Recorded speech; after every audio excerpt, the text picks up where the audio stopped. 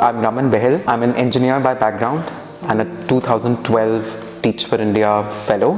The starting point for me was basically an experience in one of the blind schools in Delhi, where I began as a volunteer, which led me to join the fellowship, and there hasn't been any looking back ever since then. Post the fellowship, I became a teacher's trainer.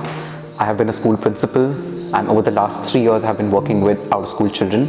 As I said, that I have been working with out-of-school children since last 3 years now.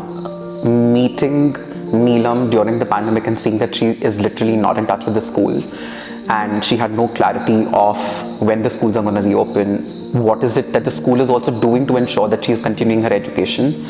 That is something that pushed me to think about so many other Neelams in the country who were literally devoid of any learning opportunities during the pandemic.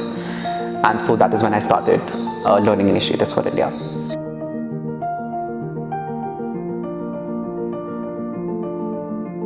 For our non-migrant communities of children, we are running our community interventions where youth from the same community work with the children and ensure that they get mainstreamed into formal schools. For the migrant communities of children, because for them schooling is not a sustainable pathway, we are intending to create an ecosystem for them in the country, no matter wherever they go.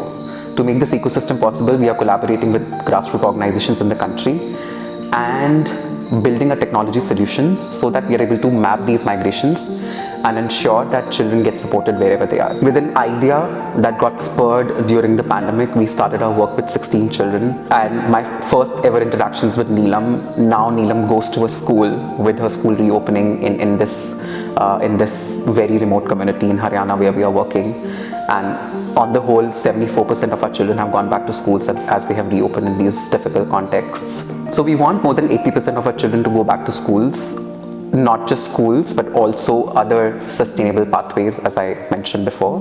We want them to not just go and be on those sustainable pathways but also being retained on them. So that's one of the essential criteria for our work. So we want them to be on a lifelong learning path, and that's something that I really envision to see for our work.